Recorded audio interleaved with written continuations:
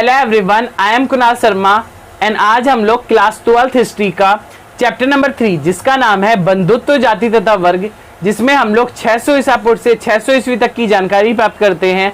तो इस चैप्टर को आज हम लोग आगे बढ़ाने जा रहे हैं, क्योंकि इससे पहले हमारे 3 और पार्ट आ चुके हैं। अगर आपने उन तीनों के तीनों पार्ट को नहीं देखा है तो लिंक आपको नीचे डिस्क्रिप्शन बॉक्स में मिल जाएगा, तो वहां से आप उन तीनों के तीनों पार्ट को देख सकते हैं। ये हमारा 4th पार्ट का वीडियो होने वाला है। इस वाले वीडियो में हम लोग कई सारे टॉपिक को कवर करेंगे, जिसमें जो आज का हमारा टॉपिक होगा वो है जन्म से परे संसाधन और प्रतिष्ठा। तो भारतीय उपमहाद्वीप के अलग अलग भागों में अलग अलग काम करने वाले लोगों का रहना। जो भारतीय उपमहाद्वीप है जहाँ पर अभी हम लोग रह रहे हैं, इस भारतीय उपमहाद्वीप के अलग अलग भाग में अलग अलग काम करने वाले लोग रहते हैं, जैसे कि दास, मजदूर, जो भूमिहीन खेतीहर मजदूर होते हैं उसके बारे में यहाँ पर बात किया जा रहा है। शिकारी, जो जंगलों में शिकार करने का कार्य करते हैं। मछुआरे, जो मछली पकड़ने का कार्य करते हैं। पशुपालक, जो पशुओं को पालने का कार्य करते हैं। किसान, जो खेतों में सिंचाई करने का कार्य करते हैं, खेतों में खेती करने का कार्य करते हैं। ग्राम मुखिया, जो गांव में मुखियागिरी करते हैं। शिल्पकार, आर्किटेक्ट का नाम आपने सुना होगा, उसके बारे में यहाँ पर बात किया जा रहा है। वणिक, वणिक मतलब कि व्यापारियों के बारे में। और राजा। तो भारतीय उपमहाद्वीप के अलग अलग भाग में अलग अलग काम करने वाले लोग रहते हैं, जिसका एग्जाम्पल हमें यहाँ पर देखने के लिए मिल जाता है। इनके द्वारा नियंत्रित आर्थिक संसाधन इनके सामाजिक स्थान को तय करता है। ये जितने भी लोग यहाँ पे बताए गए हैं, इनके कंट्रोल में जितने भी आर्थिक संसाधन हैं, वो इनका समाज में क्या लेवल है इसको तय करते हैं, इसको निश्चित करते हैं। अब हमारा जो अगला टॉपिक होगा वो है संपत्ति पर स्त्री और पुरुष के अलग अलग अधिकारों को हम लोग देखेंगे। तो अब हमारा अगला टॉपिक होने वाला है संपत्ति पर स्त्री और पुरुष के अलग अलग अधिकार। लेकिन इससे पहले हम लोग महाभारत के इंपॉर्टेंट टॉपिक को समझ जाते हैं, जो जानना बहुत ही ज्यादा जरूरी है। तो महाभारत के अंदर क्या हुआ था, इसके अंदर कौरव और पांडवों के युद्ध के बारे में बताया गया है।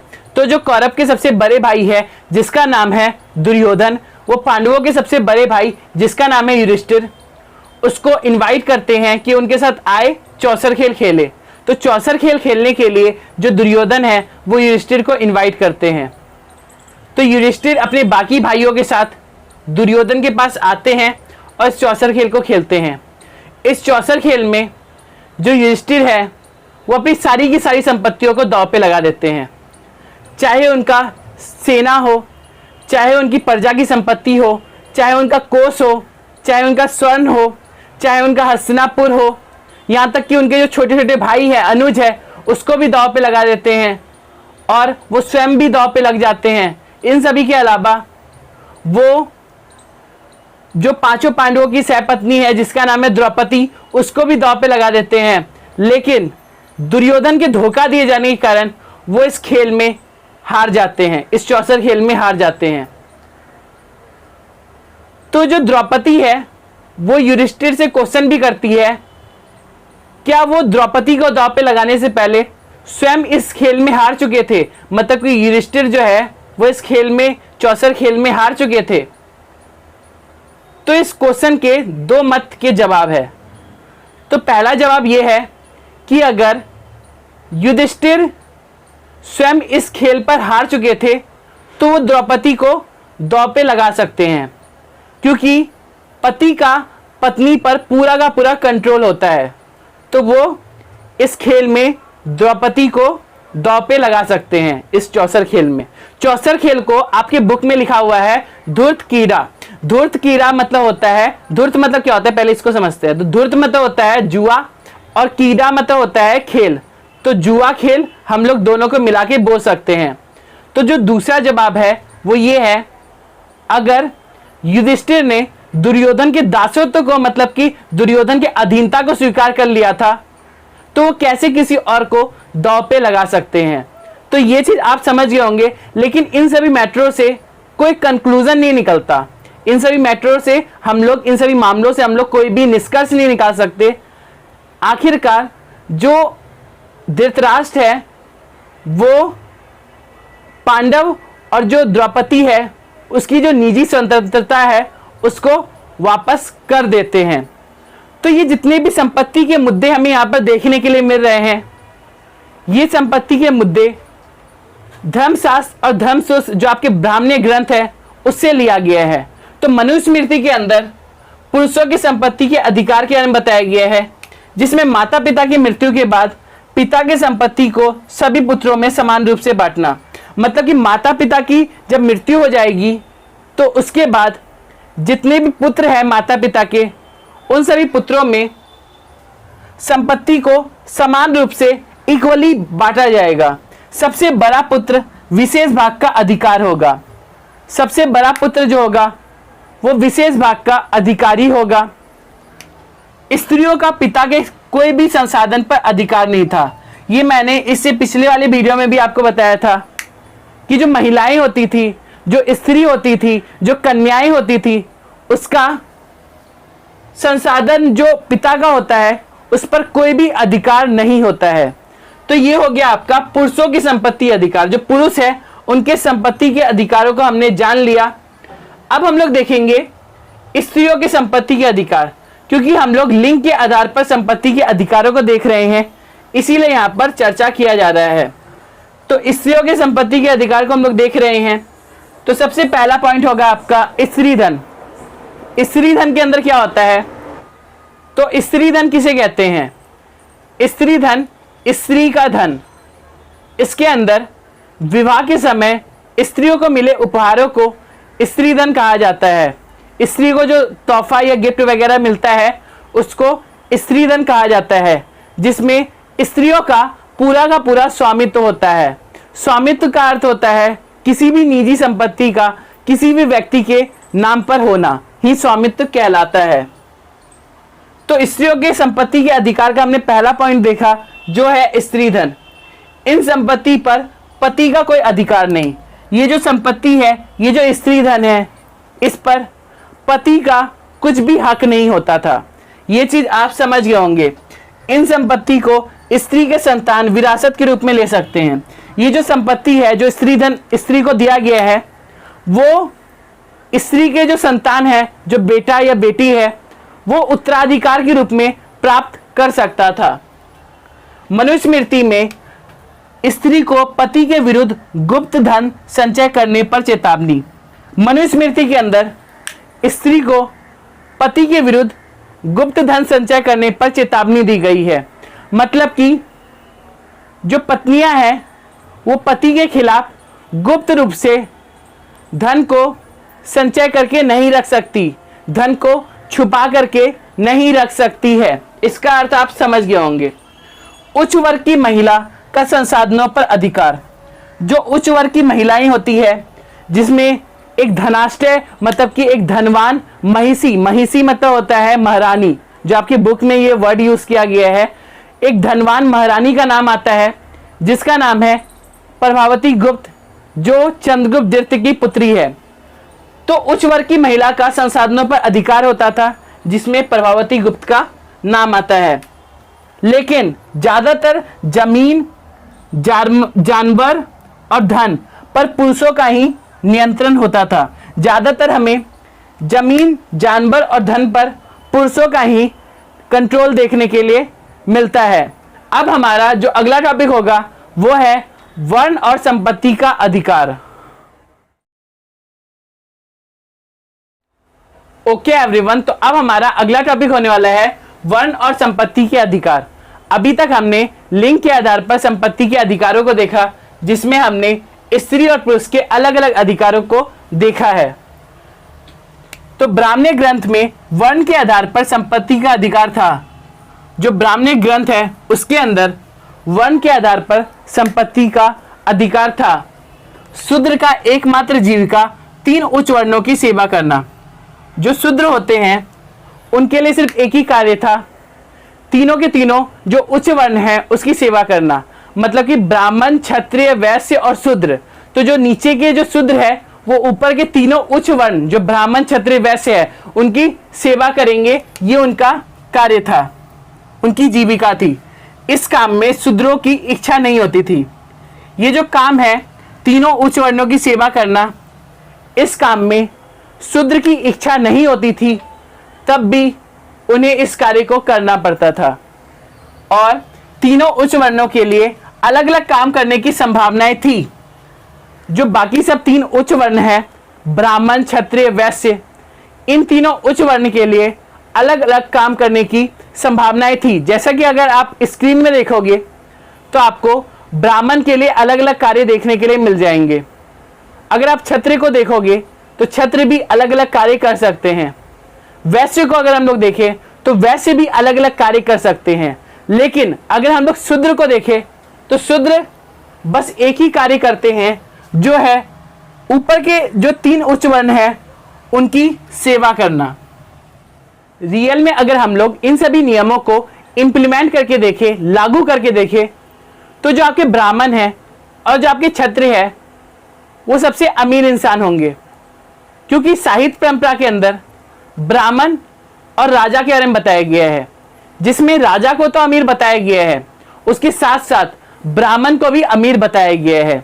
कहीं कहीं पर ब्राह्मणों को गरीब बताया गया है, लेकिन ज्यादातर ब्राह्मणों को भी अमीर बताया गया है।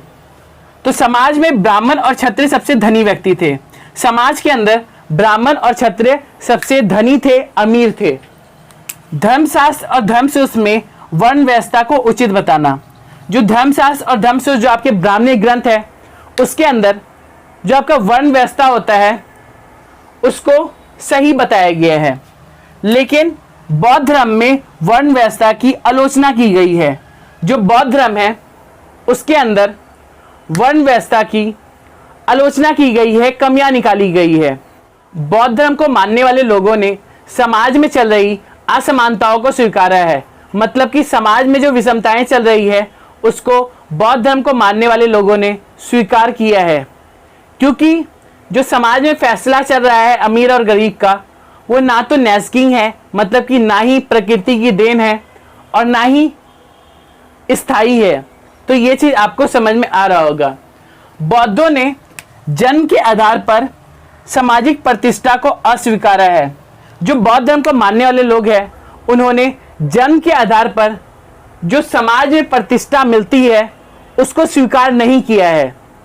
मतलब कि किसी का जन्म अगर ब्राह्मण में हुआ है तो उसका समाज में रेपुटेशन भी ब्राह्मण के जैसा होगा। उस चीज को बौद्ध धर्म को मानने वाले लोग स्वीकार नहीं करते हैं। तो ये चीज आपको समझ में आ रहा होगा।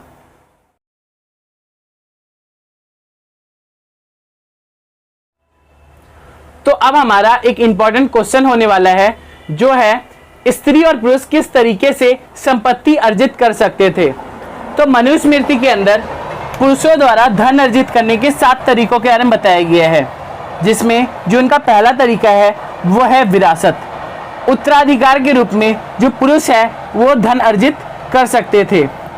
दूसरा है खोज करके। खोज करने के तरीके से भी जो पुरुष है वो धन को अर्जित कर सकते थे।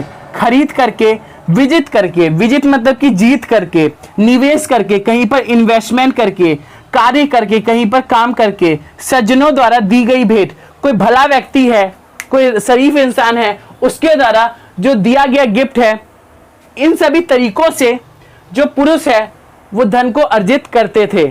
ये आपका पेपर के पॉइंट ऑफ व्यू से बहुत ही इंपॉर्टेंट यहाँ से क्वेश्चन बन सकता है। महिलाओं द्वारा धन अर्जित करने के 6 तरीकों के बारे में मनुस्मृति के अंदर बताया गया है।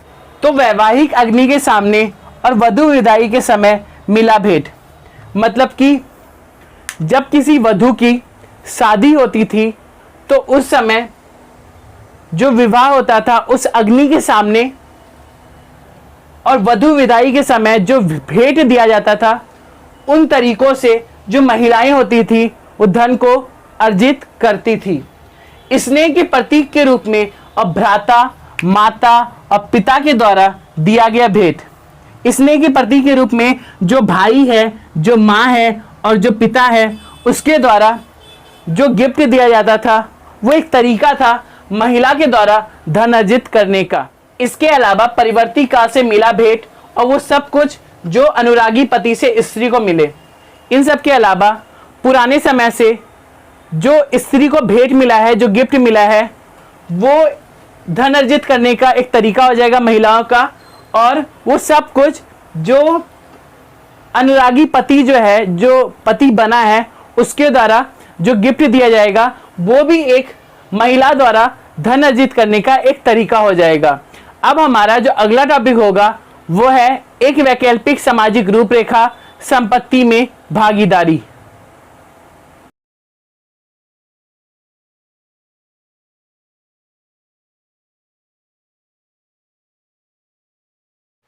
ओके एवरीवन, तो अब हमारा अगला टॉपिक होगा एक वैकल्पिक सामाजिक रूपरेखा संपत्ति में भागीदारी। तो अभी तक हमने क्या जानकारी प्राप्त की है? अभी तक हमने ये जाना है कि समाज में लोगों द्वारा अपनी संपत्ति के आधार पर सामाजिक प्रतिष्ठा का दावा किया जाता था। समाज के अंदर लोगों के द्वारा अपनी संपत्ति के बेस पर समाज में जो प्रतिष्ठा होता है उसका दावा किया जाता था। कैसे? इसको हम लोग एक एग्जाम्पल समझते हैं। जैसे कि मान लेते हैं किसी व्यक्ति के पास 10,000 की संपत्ति है, तो उसका जो समाज में रेपुटेशन होगा वो 10,000 के लेवल का ही होगा। और मान लेते हैं किसी व्यक्ति के पास 10 करोड़ की संपत्ति है, तो उसका जो समाज में रेपुटेशन होगा वो 10 करोड़ के लेवल का ही होगा। तो ये वाला पॉइंट आप समझ गए होंगे। लेकिन समाज के अंदर कई और संभावनाएं हमें देखने के लिए मिल जाती है।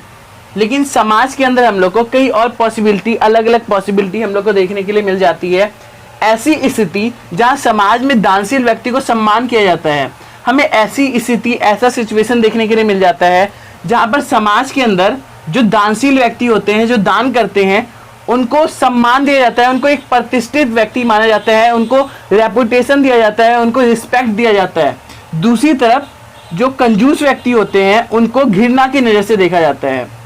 जो कंजूस व्यक्ति होते हैं, जिनके पास पैसा होता है तब भी वो खर्च नहीं करते, जो बस अपने लिए संपत्ति को संग्रहण करके रखते हैं, स्वयं के लिए संपत्ति को संग्रहण करके रखते हैं, उनको घृणा की नज़र से, नफरत की नज़र से देखा जाता है समाज के अंदर। प्राचीन तमिलकम एक ऐसा ही क्षेत्र था। जो आपका तमिलकम है, जिसके बारे में मैंने आपको चैप्टर नंबर 2 के वीडियो में बताया था, वो एक ऐसा ही क्षेत्र था। वहाँ पर भी हमें दानशील व्यक्ति को देखने के लिए मिल जाता है और जो कंजूस व्यक्ति है उसके बारे में देखने के लिए मिल जाता है।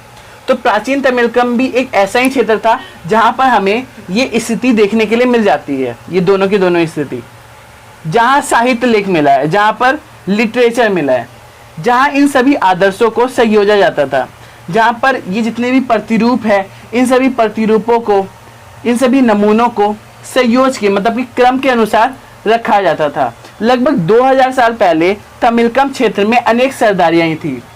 आज से लगभग 2000 साल पहले की बात करें तो जो आपका तमिलकम क्षेत्र है, जो आपका दक्षिण भारत का क्षेत्र है, जिसमें आपके आज के समय के 3 राज्य आ जाते हैं। एक है आपका आंध्र प्रदेश, एक है आपका तमिलनाडु और एक है आपका केरल। इन तीनों राज्यों को अगर हम लोग मिला देंगे तो आपका तमिलकम क्षेत्र बन जाता है, जो आपका दक्षिण भारत का क्षेत्र है।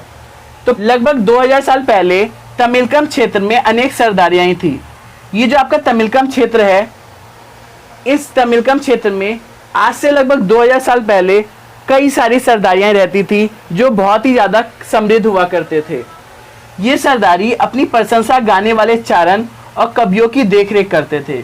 ये जो सरदारी होते थे, जो काफ़ी समृद्ध होते थे, इनकी प्रशंसा जो गाने वाले चारण होते थे और जो इनके कवि होते थे, उनकी देखरेख कौन करता था? उनका जो संरक्षक होता था कौन होता था? वो सरदारी स्वयं होते थे, सरदारी खुद होते थे। तमिल भाषा के संगम साहित्य संग्रह में सामाजिक और आर्थिक संबंधों का चित्रण किया गया है।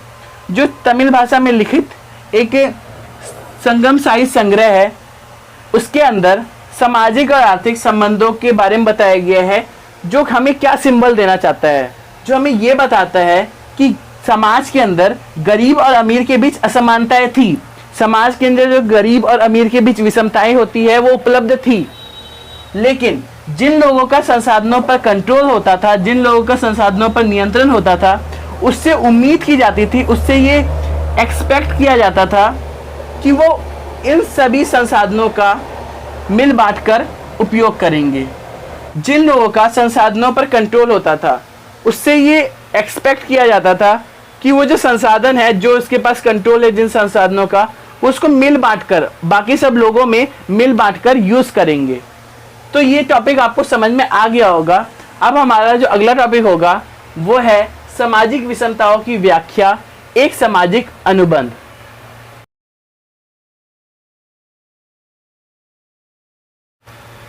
तो अब हमारा अगला टॉपिक होगा सामाजिक विषमताओं की व्याख्या, एक सामाजिक अनुबंध।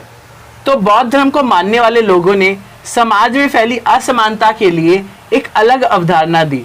जो बौद्ध धर्म को मानने वाले लोग थे, उन्होंने समाज में जो फैली विषमताएं थी उसके लिए एक अलग ही कॉन्सेप्ट दिया। उन्होंने समाज में फैले विरोध को नियमित करने के लिए जिन संस्थानों की जरूरत थी उस पर भी अपना नजरिया डाला। जो बौद्ध धर्म को मानने वाले लोग थे, उन्होंने जो समाज में फैली विषमताएं थी उसको नियमित करने के लिए, उसको नियम के अनुसार से चलाने के लिए जिस संस्था की जरूरत थी, आवश्यकता थी, उस पर अपना नजरिया डाला, उसको देखा। सूत पिटक ग्रंथ में एक मिथक वर्णित है। सूत पिटक जो आपका बौद्ध धर्म का ग्रंथ है, उसके अंदर एक मान्यता वर्णित है, एक किस्सा वर्णित है। क्या वर्णित है उसको देखते हैं। तो शुरू में मनुष्य पूरा विकसित नहीं था। उस मिथक में यह बताया गया है कि शुरू में मनुष्य जो था वो पूरा का पूरा विकसित नहीं हुआ था। वनस्पति जगत भी पूरा विकसित नहीं था। सभी जीव शांतिपूर्ण जगत में रहते थे, प्रकृति से उतना ही लेते जितना एक समय में भोजन की जरूरत होती। जो बौद्ध धर्म का एक ग्रंथ है जिसका नाम है सूत पिटक, उसमें एक मान्यता बताया गया है। उसके अंदर क्या बताया गया है कि शुरू में मनुष्य जो था वो पूरा विकसित नहीं हुआ था। वनस्पति जगत, जो पेड़ पौधे थे, वो भी पूरा विकसित नहीं हुए थे। जितने भी जीव थे वो सभी के सभी जीव शांतिपूर्ण संसार में, शांतिपूर्ण जगत में रहते थे, आराम से रहते थे, प्रकृति से उतना ही लेते थे जितना एक समय में भोजन की, खाने की जरूरत होती थी, आवश्यकता होती थी। लेकिन ये जो व्यवस्था है वो धीरे धीरे खत्म होने लग गया। ये जो व्यवस्था इतना अच्छा चल रहा था वो धीरे धीरे खत्म होने लग गया। क्यों खत्म हुआ, इसका रीजन क्या है? क्योंकि मनुष्य जो था वो लालची होने लग गया। मनुष्य जो था वो लालची हो गया और कपटी हो गया। कपटी मतलब कि धोखेबाज हो गया, विश्वासघात करने लग गया, छल करने लग गया। तो इसीलिए यहाँ पर लिखा गया है कपटी हो गया। तो अभी तक हमने क्या जानकारी ली?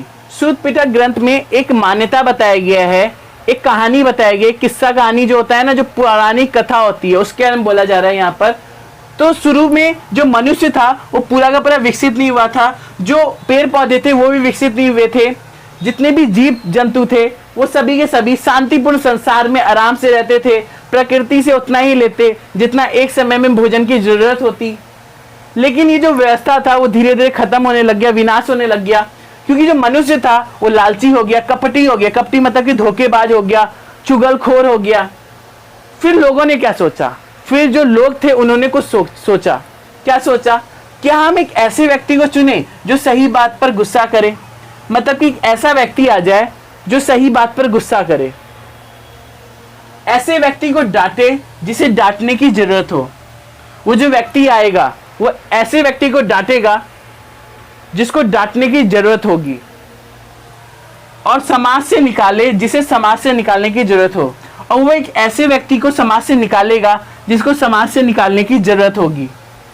इस काम के बदले में लोग उसे चावल के अंश देंगे, चावल का जो भाग होता है वो देंगे, और उसे महासम्मत की उपाधि प्राप्त होगी। तो यहाँ पर बात किया जा रहा है राजा का। अब राजा का बात कैसे किया जा रहा है इसको हम लोग समझते हैं। तो इतना सब कुछ हो गया, उसके बाद जब लोग क्या सोचते हैं? लोग सोचते हैं कि क्या हम एक ऐसे व्यक्ति को चुने, मतलब कि एक ऐसे व्यक्ति का चयन करते हैं जो सही बात पर गुस्सा करे। मतलब कि एक ऐसा राजा आ जाए जो सही बात, एक उचित बात होगा तब गुस्सा करेगा, ऐसे व्यक्ति को डांटेगा जिसे डांटने की जरूरत होगी। प्रताड़ित लिखा हुआ है आपके बुक में डांटने को, और उसे समाज से निकाले जिसे निकालने की जरूरत हो। और वो जो राजा होगा वो ऐसे व्यक्ति को समाज से निकालेगा जिसको समाज से निकालने की जरूरत होगी। इस काम के बदले में अब वो जो राजा इतना कुछ करेगा तो उसके बदले कुछ तो देना पड़ेगा। तो इस काम के बदले जो जनता होगी वो चावल के अंश देंगे, चावल का जो भाग होता है वो देंगे, और उसे महासम्मत की उपाधि मिलेगी। और उस राजा को, क्योंकि वो सबकी सहमति से बना है, इसीलिए उसको महासम्मत का जो पोजीशन है वो मिलेगा। तो इससे क्या पता चलता है? इससे ये पता चलता है कि राजा का पद लोगों द्वारा चुना जाता था। तो इससे हम लोग कह सकते हैं कि उस समय जो राजा का जो पोजीशन था वो लोग ही चुनते थे, तब कोई राजा बन पाता था। तो इस मान्यता से हमें क्या जानकारी मिलती है? ये जो सूत पिता के ग्रंथ से अभी मैंने आपको जो मिथक बताया, ये जो आपको मान्यता बताया गया है, इस मान्यता से हमें क्या जानकारी प्राप्त होती है? इस मान्यता से हमें ये जानकारी प्राप्त होती है कि अगर मनुष्य किसी व्यवस्था को बना सकता है तो उसे बदल भी सकता है। मतलब कि अगर इंसान या कोई मनुष्य है वो किसी व्यवस्था को क्रिएट कर सकता है तो उसको चेंज भी कर सकता है। तो इस मिथ से, इस मिथक से हमें ये जानकारी प्राप्त होती है। तो इस वीडियो को हम लोग यहीं पर फिनिश करेंगे। इसके बाद हमारा पार्ट 5 का वीडियो आएगा जिसमें हम लोग अपने चैप्टर नंबर 3 को पूरा का पूरा फिनिश कर देंगे। अगर आपको ये वीडियो अच्छा लगा हो तो अपनी तरफ से एक लाइक जरूर कीजिए और कमेंट में जरूर बताइए कि ये वीडियो आपको किस तरीके का लगा। तब तक के लिए पढ़ते रहिए, अपने ज्ञान को बढ़ाते रहिए।